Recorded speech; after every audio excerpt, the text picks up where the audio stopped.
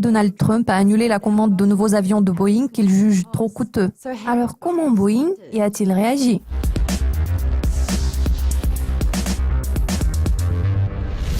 La semaine passée, le président nouvellement élu des États-Unis, Donald Trump, a exhorté le gouvernement à annuler la commande de l'avion présidentiel Air Force One de Boeing, soit l'un des symboles les plus connus de la présidence américaine.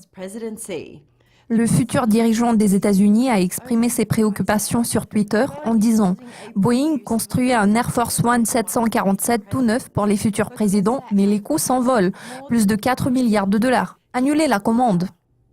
Ce n'est pas la première fois que M. Trump met l'accent sur une entreprise. Il y a 2 semaines, le président élu a déclaré avoir conclu un accord avec le groupe United Technologies pour que ce dernier renonce à une fermeture de son usine américaine et au transfert de production vers le Mexique.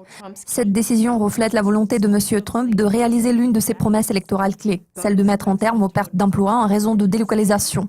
Le porte-parole de Boeing, Todd Bletcher, a donné le commentaire suivant. « Nous sommes actuellement sous contrat de 170 millions de dollars pour aider à déterminer les capacités de ces avions militaires complexes qui répondent aux exigences uniques du président des États-Unis. Nous sommes impatients de travailler avec l'US Air Force sur les phases suivantes du programme pour livrer les meilleurs avions pour le président à la valeur optimale pour le contribuable américain. » À la suite d'un tweet de Donald Trump, le cours de l'action Boeing a perdu 1,5% avant la séance de négociation régulière. À la clôture de la bourse de New York, les actions ont regagné moins de 0,1% pour s'établir à 152,24 $. L'intervention de Trump a provoqué une réaction mitigée. Certains approuvent son approche et la jugent excellente, d'autres la trouvent préoccupante.